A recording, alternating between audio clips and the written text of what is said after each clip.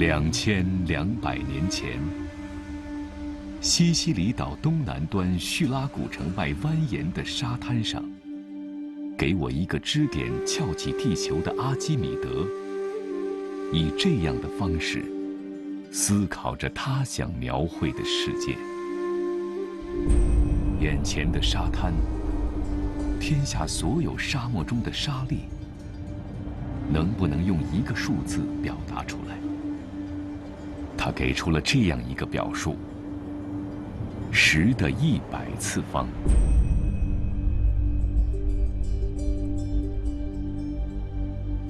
后来的科学证明了阿基米德智慧的超凡卓著。实际上，世界上的沙粒的确没有那么多，甚至宇宙中以分子、粒子、原子存在事物的总和都没有这样的量。人们将这个人类不可企及的理想量命名为 Google。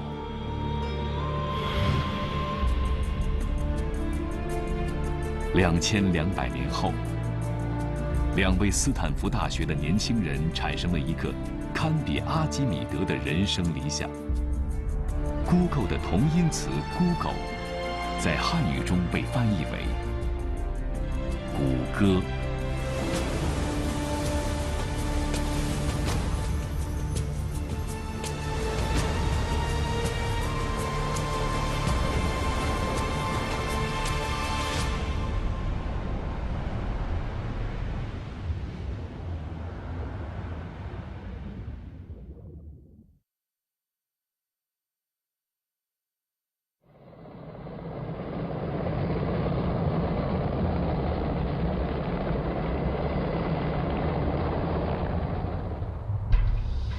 1995年8月9日，硅谷一家创始资金只有400万美元的小公司网景，在华尔街上市的几个小时后，瞬间成为了20亿美元的巨人。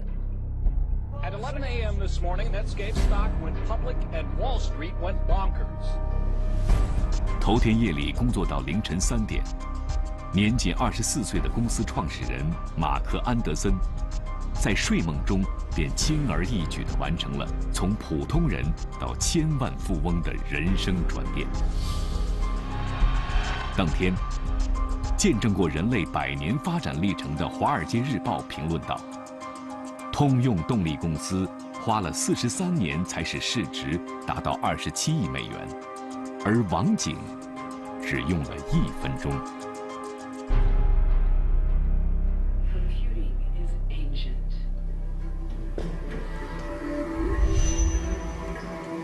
计算机历史学家马克·韦伯是美国计算机历史博物馆网络展区的策展人。他用10年的时间，将互联网的发展历程浓缩在300平米的展区内。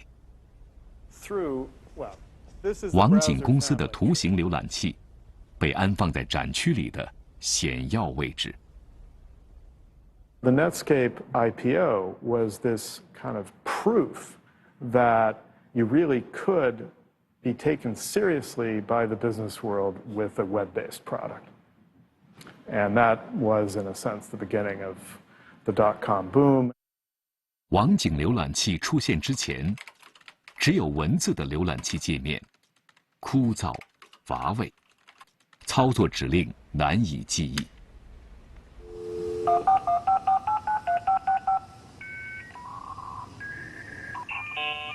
网景公司创造的图文并茂的浏览器界面，加上便捷的鼠标操作方式，让网景浏览器在推出短短4个月内，便出现在600万台连接互联网的电脑上，市场份额从0暴增到75%。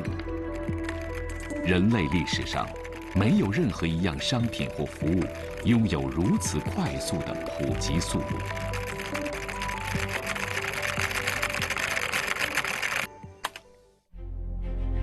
真实的诱惑，散发出空前的魅力。网景一夜崛起的神话，让互联网技术第一次向世人展现出汇聚财富的惊人速度与庞大规模，吸引着无畏而敢于冒险的创业者和风险投资家们奋不顾身地投身其中。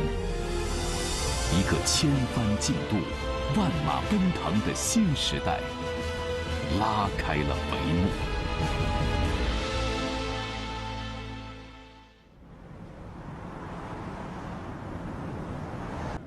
华尔街和硅谷因网景的上市沸腾时，网景浏览器创造的万千网站，又将2个好奇的学生送进了斯坦福大学校园内一间破旧的简易棚屋里，开始搭建一个新时代的门户。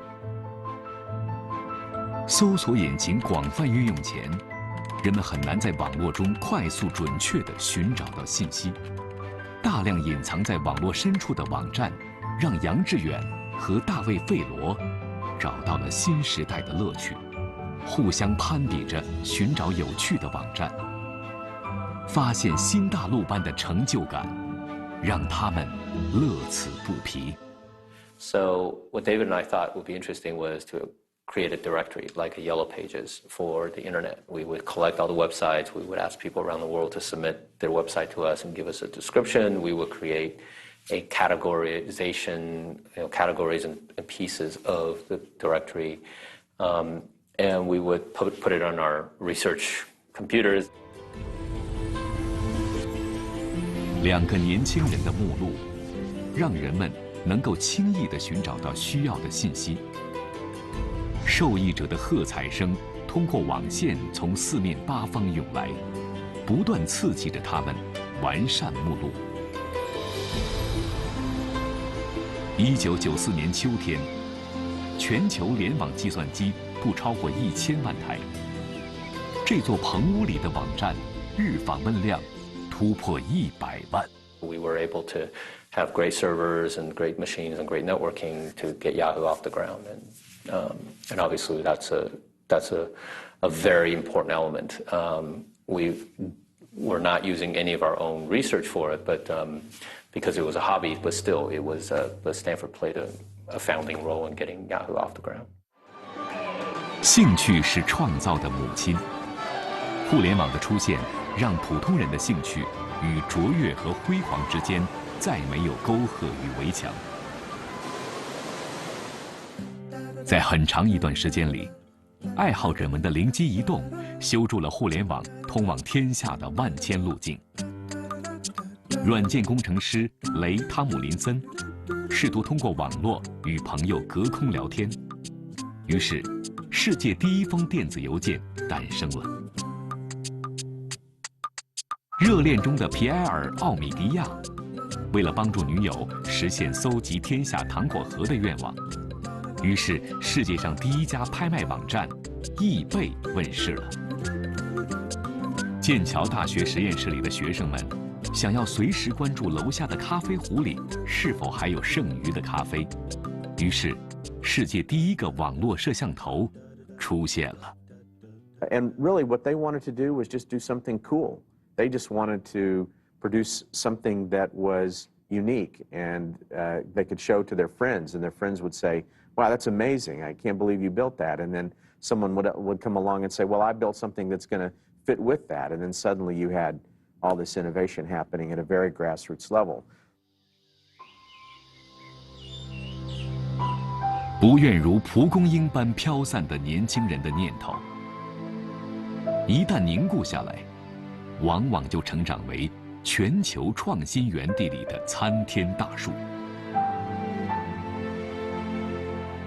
最初，收拢少年雄心壮志的地方，通常都出乎人们预料的简单，甚至简陋。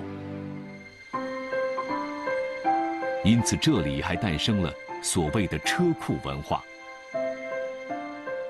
持续地影响着后来和远处的人们。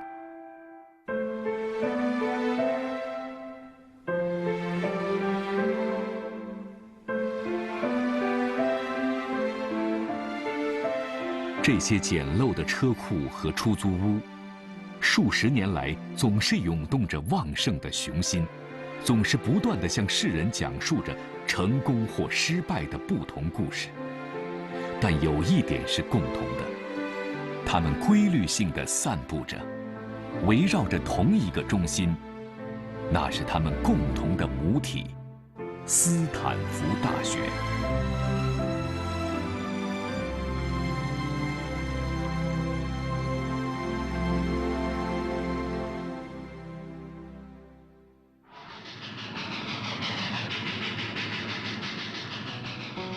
1887年，年过60岁的铁路大王利兰斯坦福失去了自己唯一的儿子。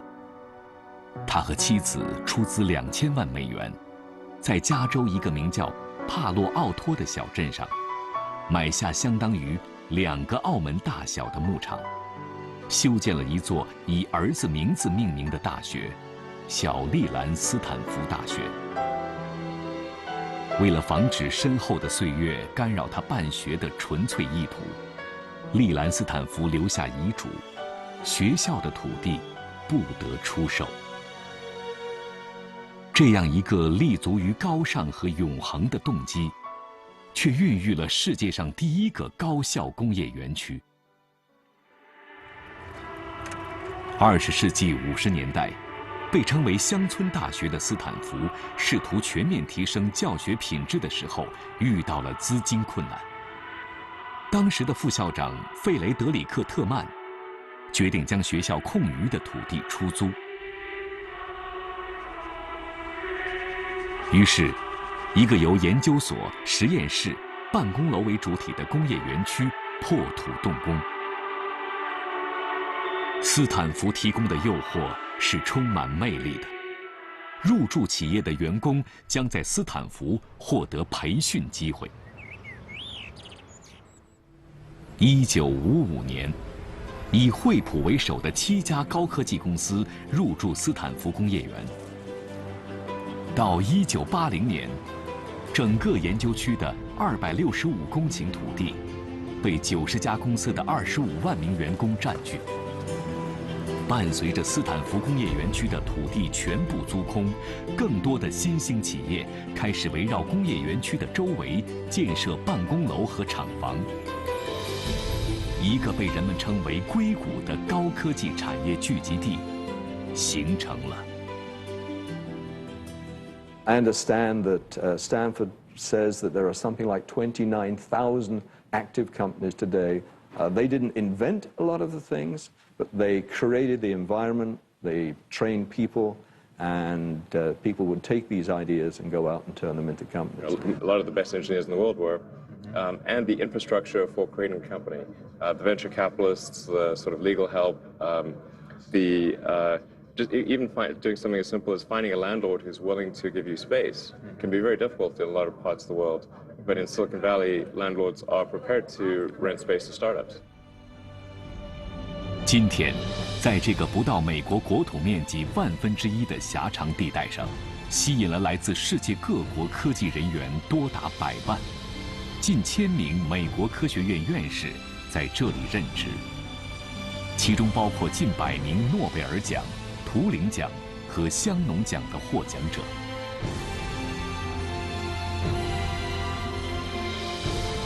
1991年，斯坦福大学迎来了100年校庆。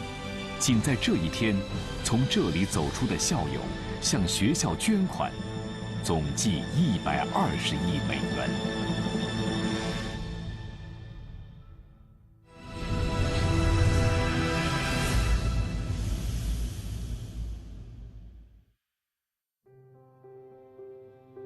1995年初，年仅半岁的雅虎带来的访问量让学校的服务器多次陷入瘫痪，校方只好请杨致远和大卫·费罗将网站搬走。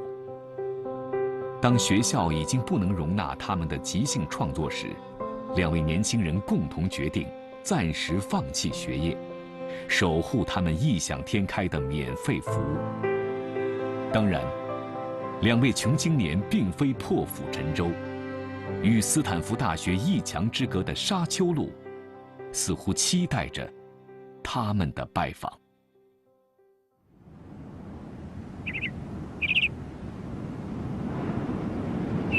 其貌不扬的沙丘路，密布着300多家风险投资公司，他们掌管着近2300亿美元的市场力量。这里是西海岸的华尔街，它没有华尔街式的张扬和自负，但几乎揽尽这个时代的风采。自1969年起，英特尔、思科、苹果、谷歌、脸谱等高科技公司都由这里的投资者扶植壮大。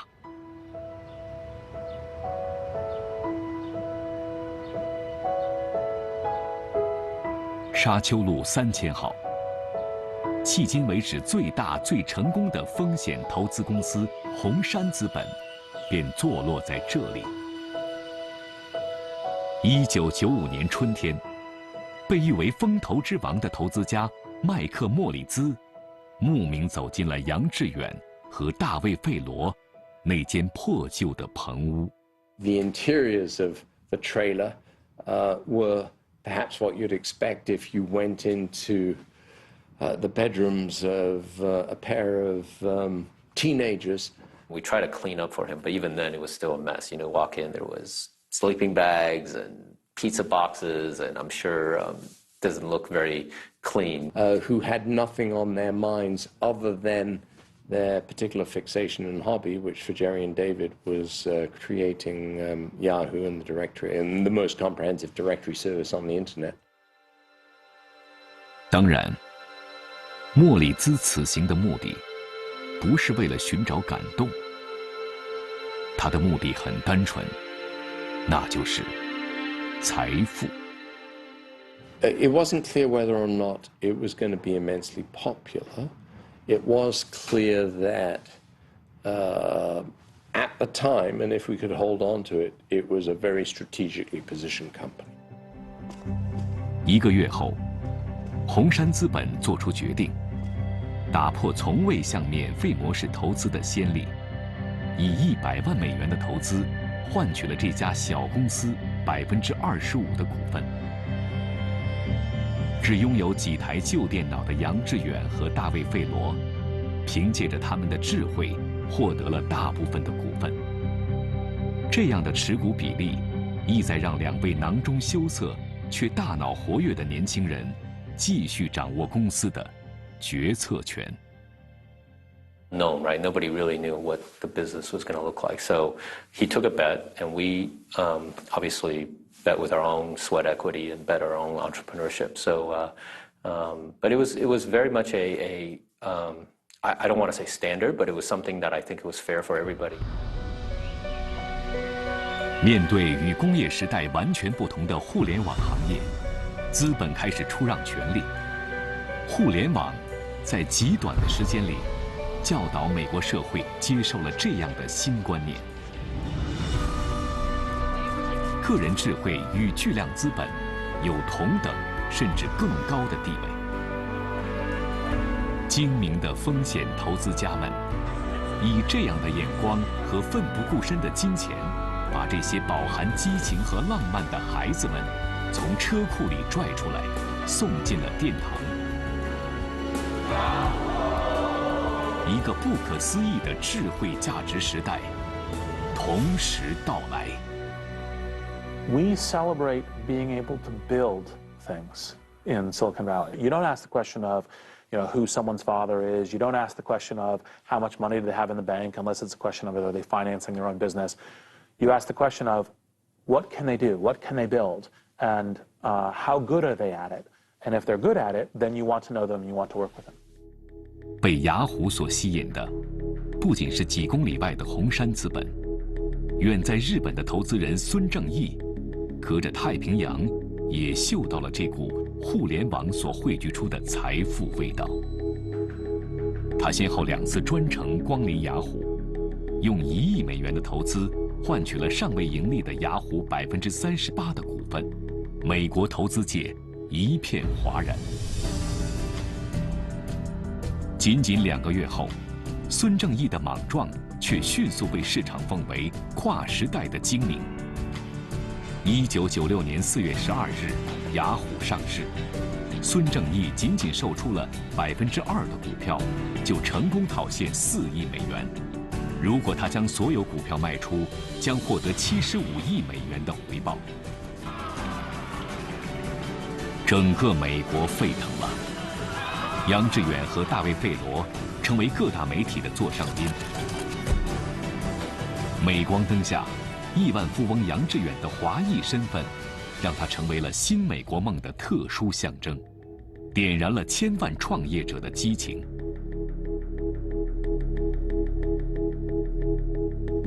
越来越多的人被卷入对互联网技术的美好憧憬中，大家似乎都看到了一个可把握的未来。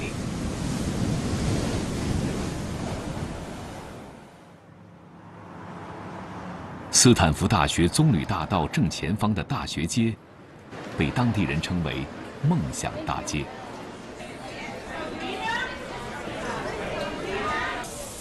创业者与风险投资家们的纷繁交易，都是在街道两旁的众多咖啡馆里完成的。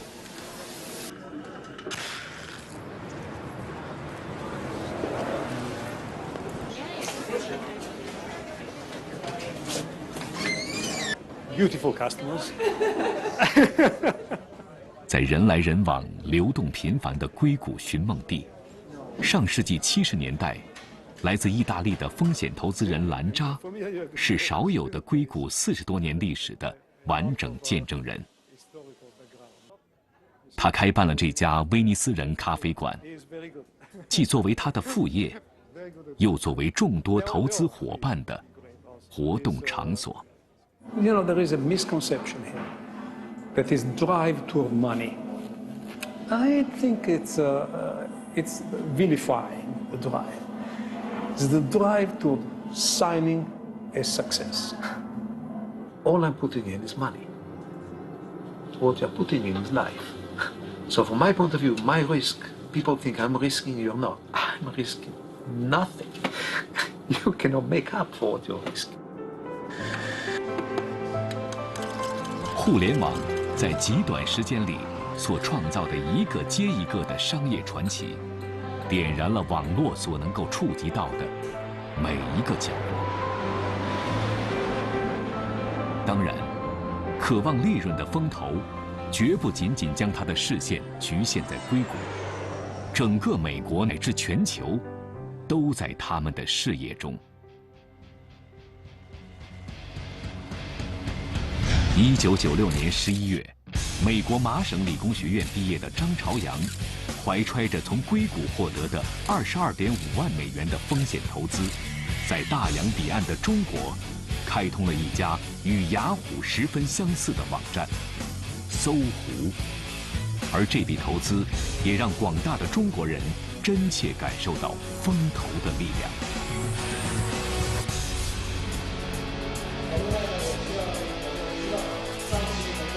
今天已经习惯于指点江山的马云，在北京富华大厦的一间会议室里，见到了传奇投资人孙正义。短短6分钟的交流，他便获得了2000万美元的投资。如今，似乎能够呼风唤雨的马化腾，与国际投资人共进了一顿价值10元的午餐。他的账户里便汇入了220万美元的资金。When we first started to invest in China, we invested in 2 or 3 people who said, "I have this good idea, but I have good government contacts," and we made those investments, and none of those investments worked out. Here in the Silicon Valley, we invest in young, driven, and so we thought, well, why don't we do it before we pull out completely? Why don't we do a few of those? Well, those turned out to be Baidu and Focus Media and YiPay and all of these great companies. 直到今天，大量涌进的国际风投资本，搅动着这片拥有特别积累的土地，刺激着越来越多的年轻人投身其中。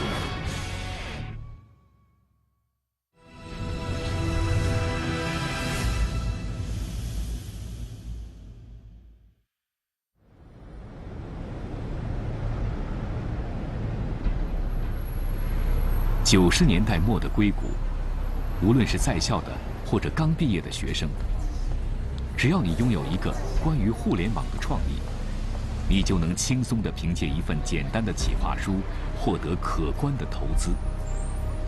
果敢与理性著称的风险投资家们，在这股前所未有的狂热气氛中，变得盲目而疯狂。从1996年开始，硅谷每5天就有一家公司上市，每天都会新增62位百万富翁。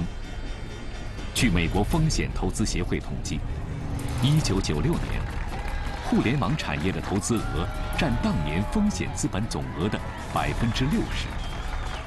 在随后的几年里，这个比例一直有增无减。In a hurricane, it's very hard to keep your bearings. It's very hard to keep your feet on the ground. It's very hard to think straight. Many people lost their bearings. Porsches were everywhere, but you started to see a lot of Ferraris and Lamborghinis and Maseratis. Companies that didn't really have a business, but they wanted to buy a full-page ad in Business Week. We were measuring eyeballs. When we're measuring eyeballs, how many people are looking at these screens? It was absolutely crazy. Absolutely crazy. You could say, God, the only thing they really sold was their stock. But the only thing they really managed to sell was themselves.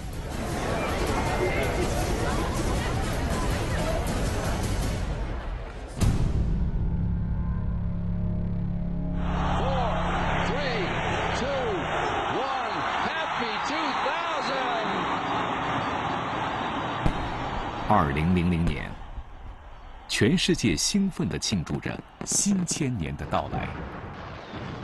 长时间盘踞在人们头上的千年虫危机顺利度过，而一场意想不到的危机却悄无声息地到来。从3月10日开始，纳斯达克指数在长达2年的时间里狂跌78%，7500亿美元的资产和60万个工作岗位蒸发。只有不到一半的网络公司活过了2004年。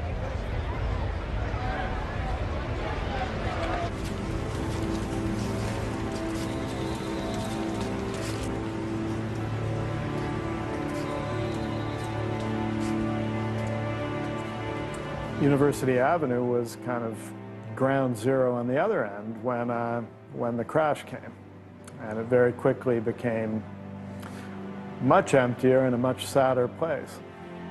A lot of people walking around who had lost. 2001, 2002, lots of companies went out of business. Nobody wanted to invest anymore. And for several years, we had that the innovation in this valley was in a very difficult position. And people really thought the valley would never come back. 互联网在如此短的时间内，就创造了人类经济史上一场影响全球的波澜，史无前例。辉煌的泡沫和破碎，是互联网这个新生命能量的另一种表达。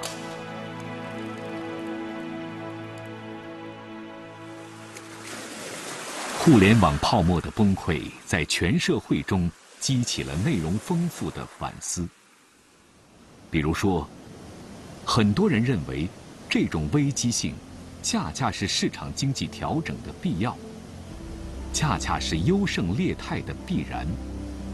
但是，硅谷人的反省却有所不同。The crisis was a crisis absolutely created by us, by the valley. Nobody is responsible for the crisis but us. We were full of ourselves. If anybody disagrees, I would love to have a conversation. excitement and anticipation about either short-term profits or the future got the better of everybody's judgment. And people did irrational and silly things. Which in the end, it's the general public that gets hurt the most by these if they've bought into the mania. That in particular was what was evil about the 1990s bubble. This stuff was sold to retail investors, everyday people. They were the people with the least knowledge in that whole system.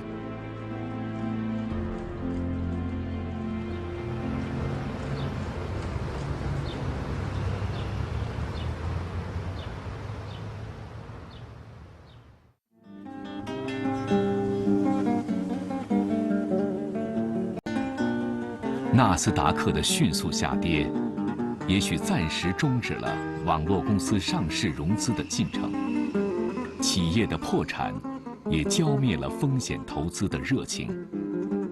但是，人们并没有因此而停止收发邮件或网上购物。5年间埋下的1亿多公里的光缆，以及相关的配套设施，为互联网的快速普及做好了准备。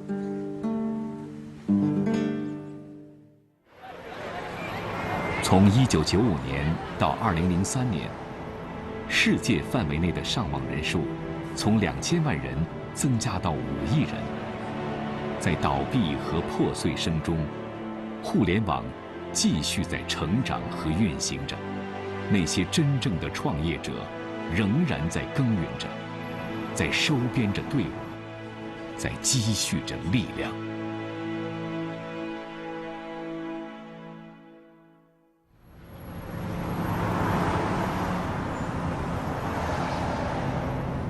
2004年7月初，硅谷心脏地带的101号公路旁出现了一个巨幅广告。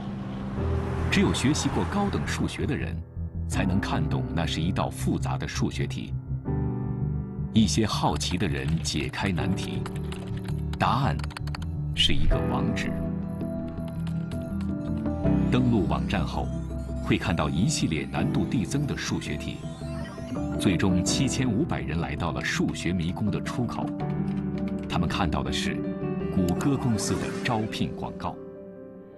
在这个看似游戏的谜题面前，能走到最后的人，已经让谷歌甄别了他非功利的兴趣，以及兑现这种兴趣的执着和到达目的地的智慧。谷歌用一道道别出心裁的谜题，招呼着天下的英杰。位于硅谷的谷歌总部，员工们可以随时来到自己的办公室，并且得到因你而来的食物和咖啡。在这里，你可以带上你的宠物、孩子、朋友，甚至可以玩电子游戏、乐高玩具。事实上，世界知名的互联网公司都试图将维护个人个性的地位变成新公司的新传统。互联网公司们正在创造着互联网时代的企业新文化。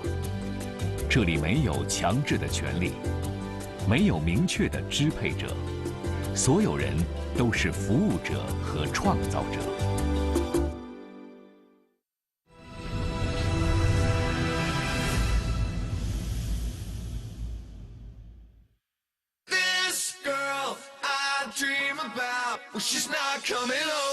2003年10月的一个凌晨，哈佛大学内，一个评选全校最优秀女孩的网站在校园里迅速蔓延开。对网站上2.2万张图片的评头论足，蜂拥而至的学生在3小时内就让学校网络陷入瘫痪。网站的制作者是大二学生马克·扎克伯格。由于使用未经授权的照片，扎克伯格受到了学校严厉的处罚。但从这次恶作剧中，他窥探到了人类原本的社交需求。不久，一个名叫脸谱的社交网站成立了。I think one of the things that makes us people is we have the social capacity to stay connected to a community around us. 与90年代的大多数网站不同，新兴的脸谱、YouTube、QQ 空间、微博，并不提供任何内容，所有内容都由用户自愿创造上传。网站只是提供了一个自由分享的平台。社交平台激发着人们的创造力，人们聚集起来，共同搭建起一个虚拟的网络社会。每个人都可以贡献碎片的知识点、生活的技巧，在这个平台上给大家去分享。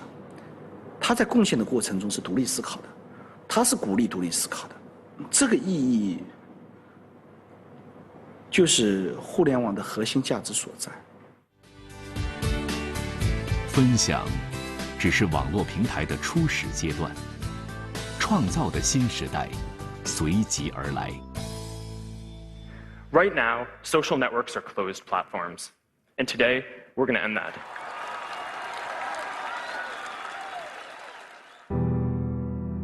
脸谱网创立3年后，扎克伯格宣布全面开放脸谱网，所有人都能够登上脸谱平台开发软件，提供服务。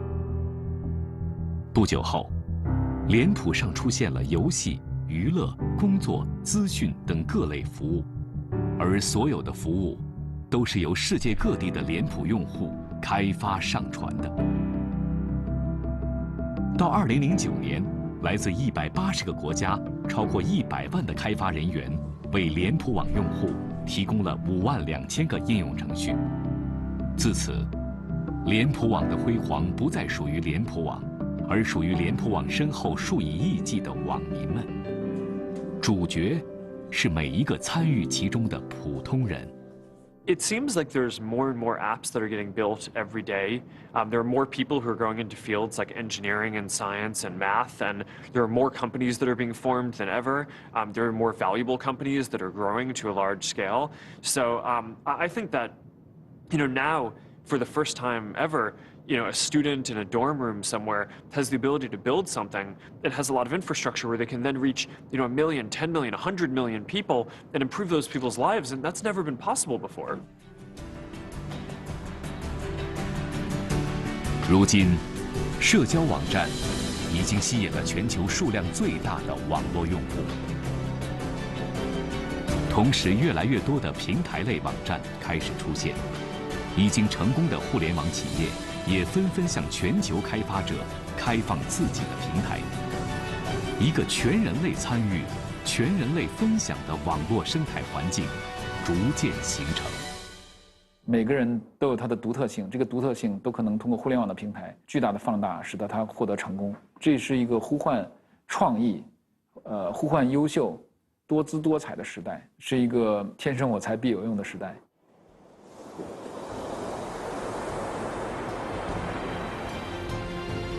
新浪潮一波未平，一波又起。我们刚刚在写字台前的固定屏幕前坐稳，就突然被告知，这是一个囚笼。于是，自由来临了。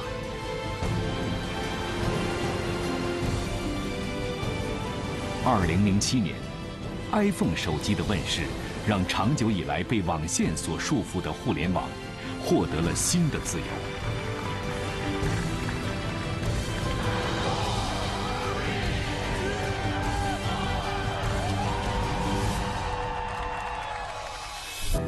触摸的人机交互方式，让冰冷的金属拥有了温暖的人性，而开放的应用商店，则为表面上千篇一律的 iPhone， 创造了万千不同的内心。Everything you do in life that's a part of your life. Oh my gosh, I got to get a reservation on an airplane today. I want to look for a movie. I've got to go shopping for something. I want to order something online. Oh, I like that song. Can I buy it? What is it? All these things that you do in your life, people are writing apps for all over the world. That means technical people that are in universities and all. And we really opened that up with the iPhone when we opened the App Store. We said you get a real internet and you get the real ability to write useful programs, and you can write the program on the server in the cloud that works with your app in the phone, working together. So no, it's wide open for people that have new ideas all over the place. 妈妈，你摆个熊二的造型。1、2、3，好。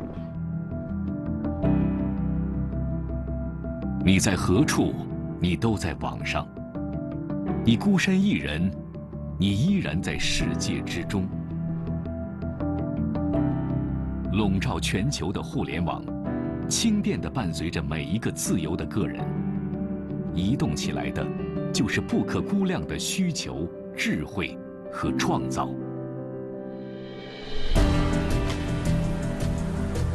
互联网不同于制造业为核心的工业时代，它将创新和创造几乎随意地赋予了更多的人，甚至它正在一个不长的路途上，铺就了遍及全球的创新人生。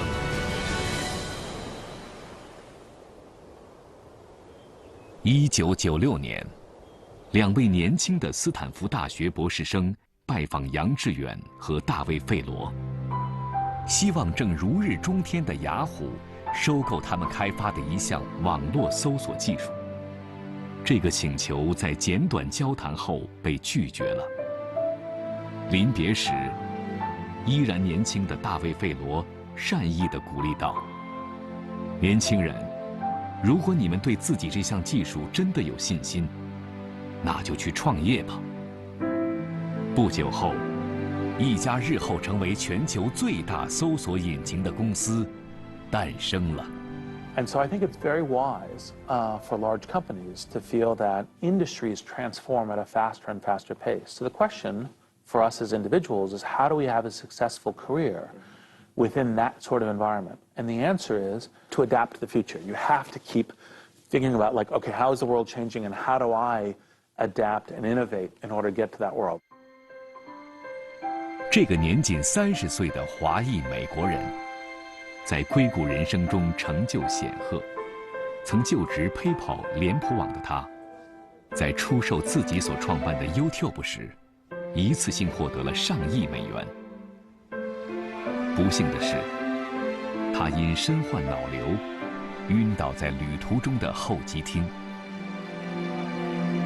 出院之后，他晕倒在享受生活的无所事事中。仅仅6个月，离开创造的陈世俊认为，这是比脑瘤还不幸的重大不幸。于是，他又跳上了新时代的竞技场。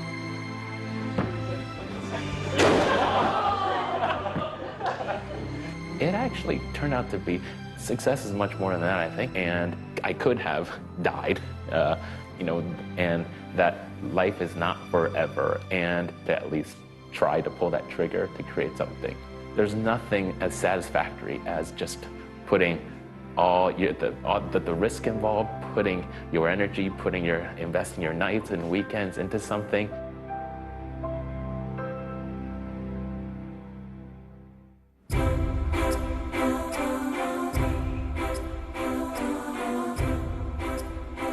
一场场关于创业、关于创新的论坛和比赛从不间断。胸怀抱负的年轻人从世界各地四季不绝，聚集于硅谷。以车库命名的创业文化，如今席卷全球。北京中关村的这家咖啡馆，聚集着一批怀揣创业梦想的人。只需每人每天1杯咖啡，就可以在这里享用1天的免费开放式办公环境。And I realized that what I really wanted to do was to make sure that when I'm 80 years old, that I have minimized the number of regrets that I have in my life. And I knew that if I had this idea to start Amazon and I never even tried it, I knew I would always wonder what might have happened, and I would always regret not having tried. There's a bigger opportunity today than there's ever been in history for an individual sitting in a room to build a service that 10 or 100 million or even 1 billion people can use. And I mean, that's amazing. No one at any period in the history of the world has had the ability to build something like that before, and now so many people do. So it's a great time to be building stuff. Focus on something that you love. 在北京，在班加罗尔，在伦敦，在巴黎，在首尔，在悉尼，在世界任何一个连接网络的角落，无数拥有梦想的人都在不断地尝试。创造不再属于系统经验，创造不再属于成熟和阅历，创造属于随时随地，属于人生的每一刻。你所不习惯的奇思妙想，可能正是人类智慧山巅上的黄金。这个试图笼罩一切的力量，不可阻挡地涌动起新的浪潮。整个互联网行业，作为人类智慧的新生儿，在短短20余年的市场经历中，创造了自身的奇观。当然，互联网的能量绝不会安心一个新行业的自身发育，它像一轮新生的太阳，高悬天际，俯瞰和照耀地球上人类生活的所有层面。